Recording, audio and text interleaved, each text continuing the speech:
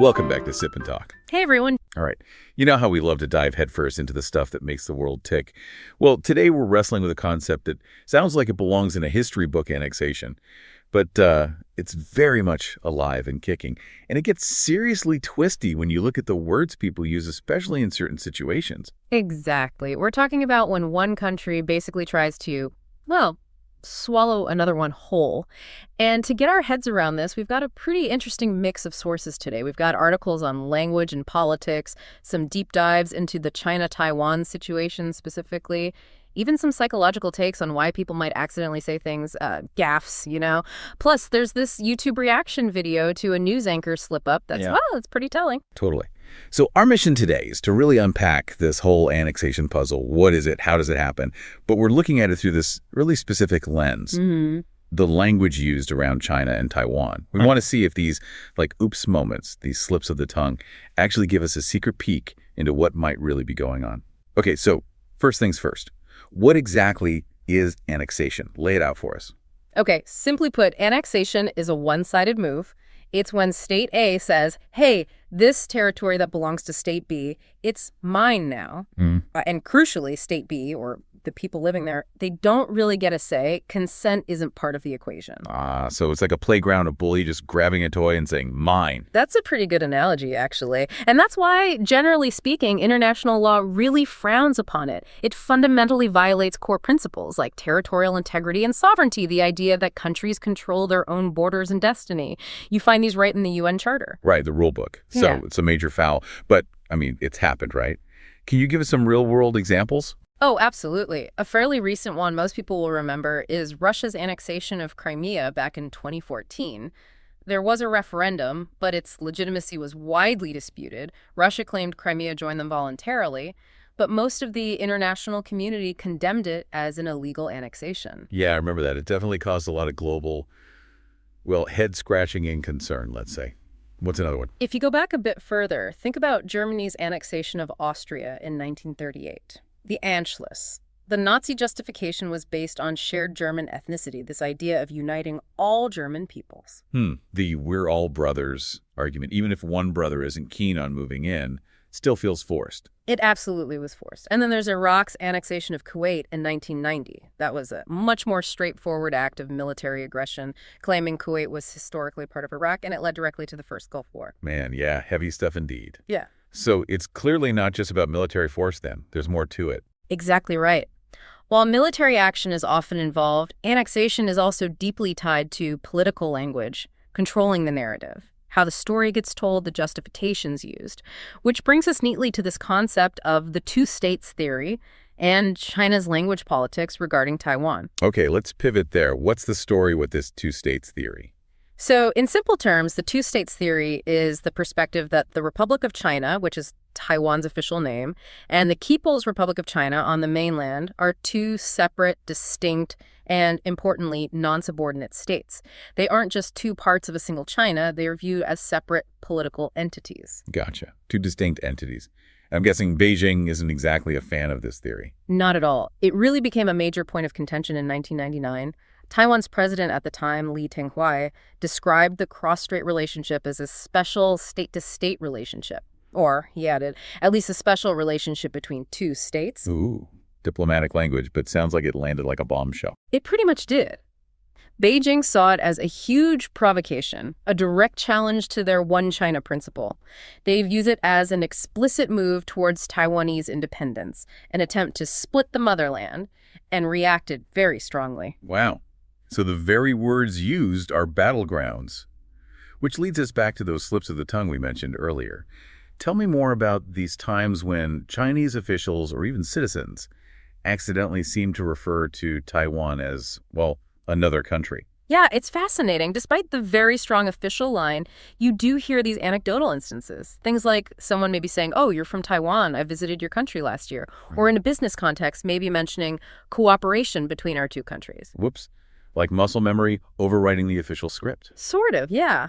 And it's not just random individuals. There have apparently been cases involving state media like CCTV or even the Ministry of Foreign Affairs where maybe they used phrasing like both sides of the Taiwan Strait.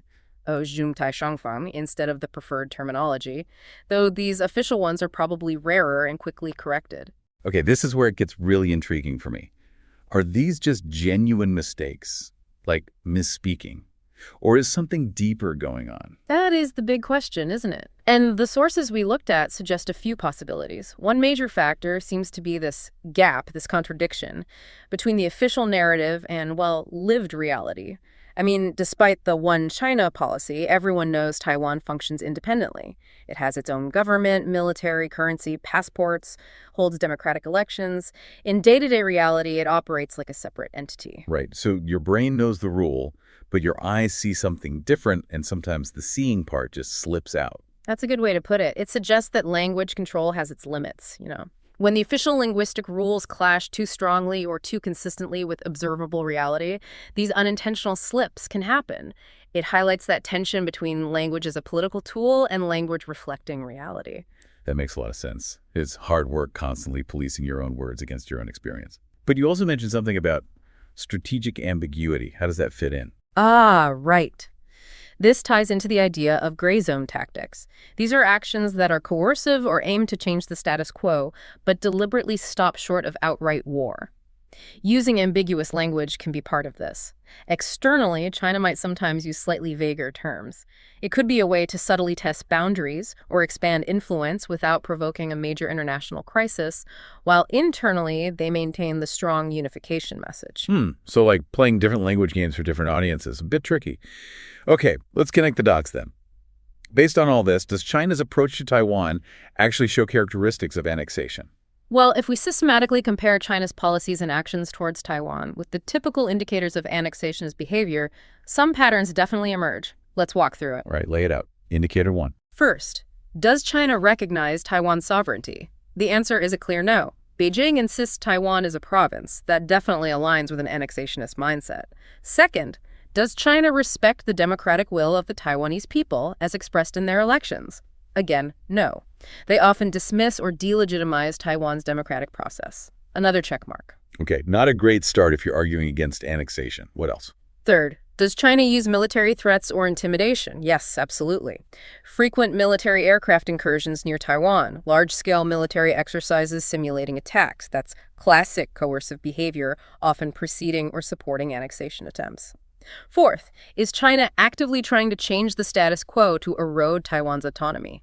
Yes. Through things like economic pressure or incentive, United Front work targeting groups within Taiwan, and legal arguments aimed at altering its de facto independence. More annexation-like behavior. And the legal side, how does it stack up against international law? That's more contested, mainly because China interprets the key UN resolution, 207/58, differently than many others. They argue it settles the one China issue definitively and doesn't pertain to Taiwan's sovereignty status. So while many international lawyers would argue China's threats and pressure violate principles of self-determination and non-interference, China disputes that legal interpretation. It certainly meets some criteria for violating the spirit of international law regarding sovereignty and non-aggression, though. So the conclusion here seems to be that while China hasn't formally annexed Taiwan in the way Russia did Crimea, its long-term strategy and ongoing actions exhibit many systematic characteristics consistent with a policy aiming for eventual annexation, whether through coercion or force. Okay, that makes the political and strategic picture clearer. Now let's dig into the psychology you mentioned. What's happening inside someone's head when these one China gaffes occur? Right, so you have this intense, constant reinforcement of the one China principle in China. It's drilled in through education, media, official statements. It becomes part of the national identity narrative. But then, as we said, there's the conflicting reality of Taiwan's de facto independence, its separate existence on the world stage. So people are holding these two contradictory ideas in their heads. Exactly. And that's where cognitive dissonance comes in, that mental discomfort you feel when holding conflicting beliefs or when your beliefs clash with reality. Saying Taiwan as a separate country might be a momentary lapse where the perceived reality overrides the ingrained political belief, especially maybe when talking to foreigners or in an international setting. We're just saying Taiwan is the norm. Think about international conferences or sports. It's often just Taiwan or Chinese Taipei, not always Taiwan, China. Precisely. And language habits play a big role, too. Internationally, the common shorthand is often China and Taiwan. Right. That simpler, more common phrasing might just sleep out naturally, even if it's technically a mistake, according to official policy. So it's almost like linguistic autopilot based on international norms. It could be partly that. And then there's the idea of subconscious cognition. Even if someone fully consciously adheres to the one China principle, their subconscious might still register Taiwan's very distinct political, economic, and cultural identity. Under pressure, or when not carefully filtering, that subconscious awareness could manifest as a slip of the tongue. The underlying reality bubbling up. Now, the sources also stress the psychological pressure associated with these gaffes. It sounds pretty intense. Oh, definitely. There's a significant fear of censorship and repercussions in China for deviating from the official line on Taiwan. Public discourse, especially online, is heavily monitored. A slip-up, even if accidental, can lead to harsh criticism, online attacks, or even professional consequences. We've seen celebrities face huge backlash for perceived slights or errors related to this. Wow, so you're constantly walking on eggshells, linguistically speaking. Absolutely. And beyond the external fear, there can be internal pressure too. If someone genuinely believes in the unification narrative, making a slip might trigger feelings of guilt or self-doubt, like they've somehow betrayed their own deeply held beliefs or their country. A sort of ideological self-censorship almost. Kind of. Plus, there's that code-switching difficulty, needing to use Taiwan sometimes in international contexts, but knowing that could be criticized back home. And finally, imagine the pressure in a live broadcast or a major public speech. The stakes are higher, the chance of error increases, and the consequences are amplified. That sounds incredibly stressful. Which brings us perfectly to that specific case study. The CCTV anchor, Hu Dai. What exactly happened there? Okay, so this was reportedly on May 20th, 2025. Hu Dai, a prominent anchor on CCTV, China's main state broadcaster, was reporting on the anniversary speech given by Taiwan's President Lai Ching-te. During a report, instead of using the standard term motherland, 吴中国, to refer to China in the context of the relationship, she apparently said two countries, 吴中国. Whoa. Okay, in that specific context, on state television, that's a major slip-up. A huge slip-up. Given the extreme political sensitivity of the one China policy, referring to two countries, is basically echoing the exact formulation Beijing condemns. And coming from a well-known anchor on CCTV, the official voice of the party state, it makes it even more significant. I can only imagine the internal reaction. What are the typical consequences for that kind of error at CCTV? Well, the sources suggest CCTV has incredibly strict standards. Anchors can supposedly face fines or penalties even for minor errors like mispronouncing a character, a political mistake of this magnitude. Speculation would range from suspension to potentially dismissal, depending on the circumstances and maybe political factors. Plus, you have to remember the general work pressure, irregular hours, constant vigilance over sensitive language. It creates an environment where stress is high and unintentional errors, while rare, are perhaps more understandable. A pressure cooker environment where one word can end your career. Okay. So what about the public reaction? The YouTube video you mentioned, what insights did it offer? Yeah, that reaction video found a certain, maybe dark humor or irony in these official slips. The argument made was that when someone like a CCTV anchor, who is literally reading a pre-approved script, makes such a mistake, it might actually be a flicker of their subconscious thought, reflecting the reality of Taiwan's separate status that they observed despite the script. That's a fascinating take. The script says one thing, but the brain knows another. Exactly. The video also brought up practical, everyday things that might lead ordinary people in China to subconsciously question the one-country narrative. These practical realities might create cognitive dissonance. Those are really good points. Yeah. Little everyday inconsistencies that chip away at the official narrative, maybe subconsciously. Right. The video also touched on the likely professional fallout for people making these political errors, while also wondering if maybe high-level connections could sometimes offer protection.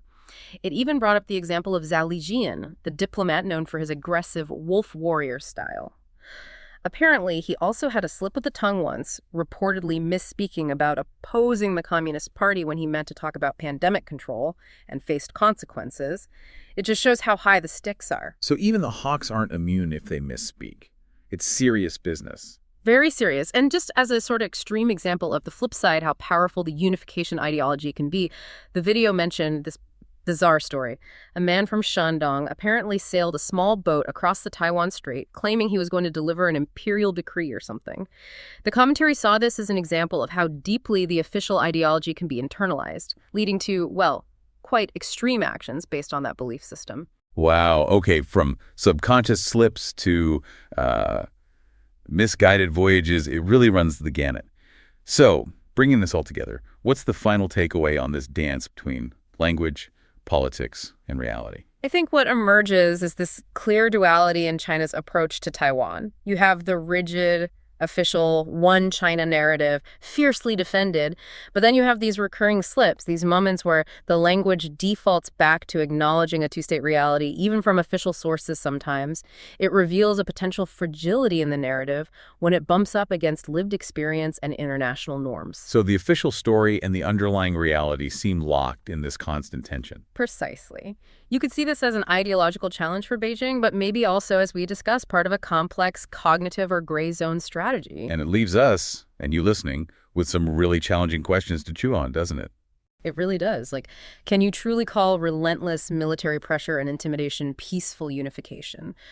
Do these linguistic slips, these acknowledgments of Taiwan as a country, however accidental, signal an internal difficulty in fully sustaining the official story, even within China itself? And maybe the biggest one: how should Taiwan and the international community effectively counter these gradual annexation-like gray zone tactics without escalating things into open conflict? There are no easy answers there. Definitely not. I just want to give another shout out to Micky from Micky to Life.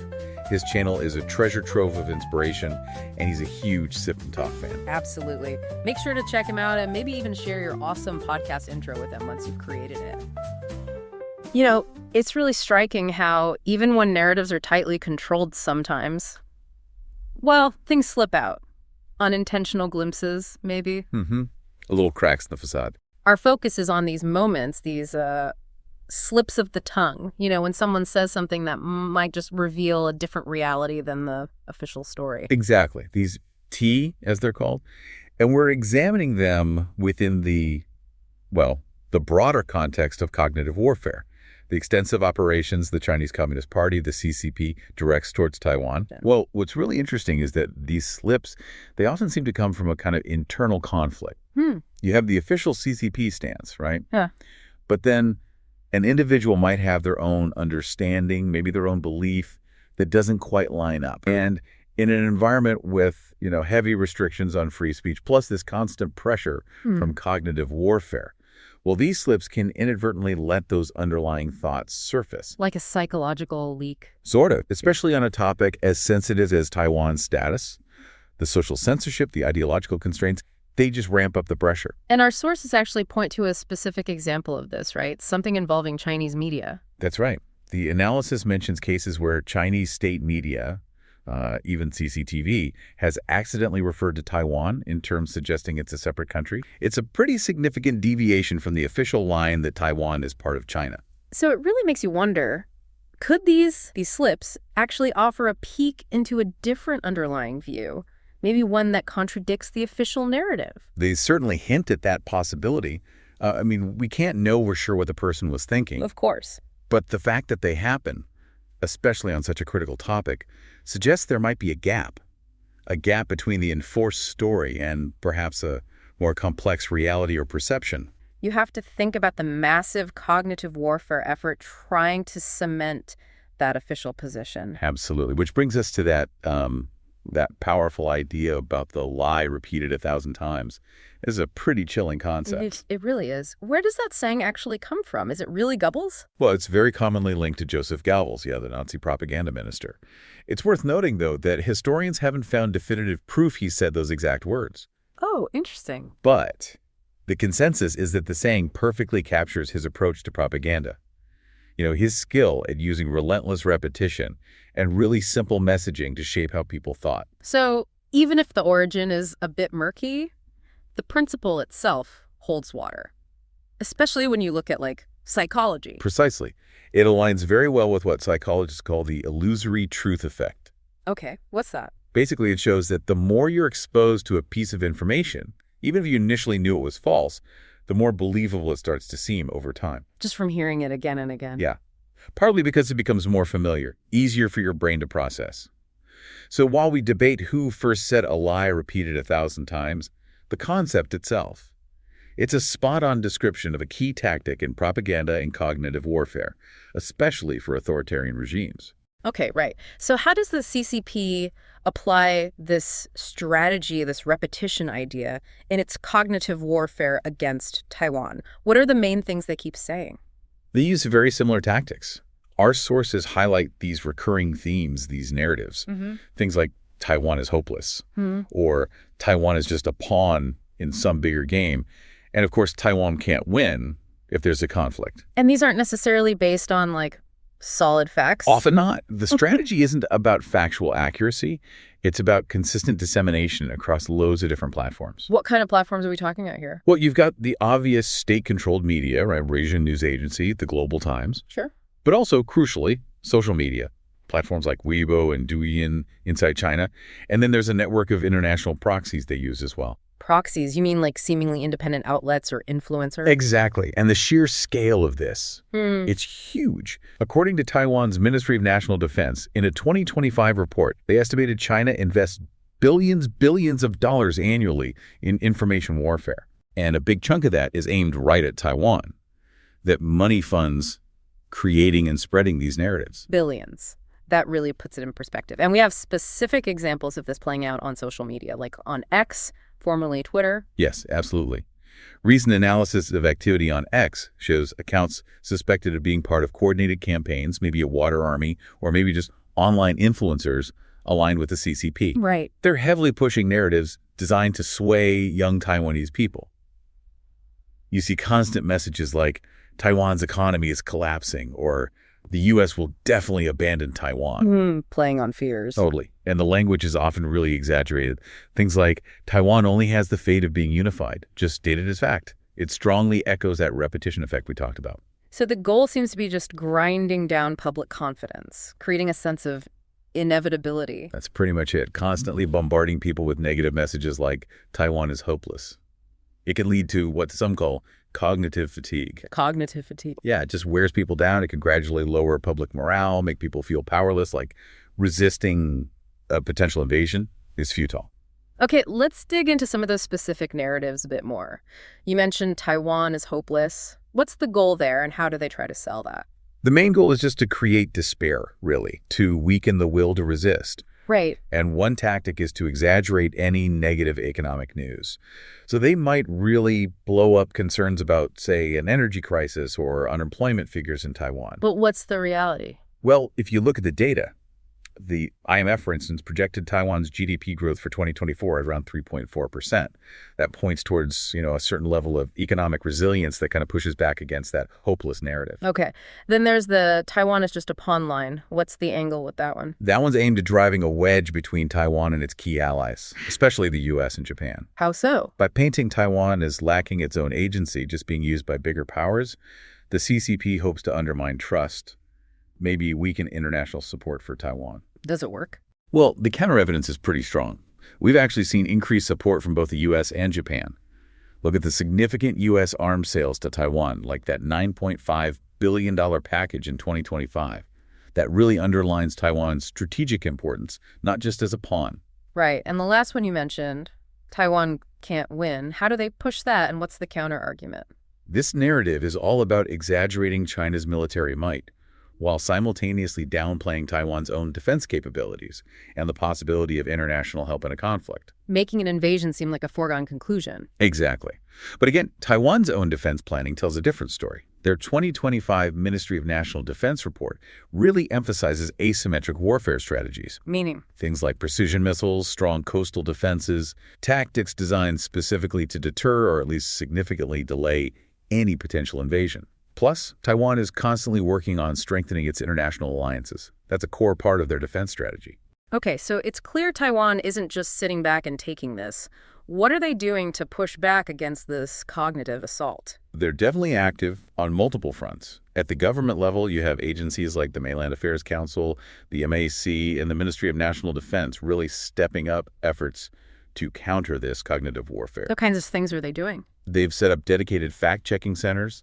There's also the All-Out Defense Mobilization Agency, which works on clarifying CCP disinformation in real time. That sounds crucial. It is, and they're also collaborating internationally. We've seen partnerships in 2025 with companies like Google and Meta to try and combat fake accounts and content linked to the CCP's United Front influence operations. And it's not just the government fighting back, is it? What about like regular people or organizations? Absolutely vital. Civil society is playing a huge role. You have organizations like the Taiwan Fact Check Center doing great work exposing CCP propaganda. Do you have an example?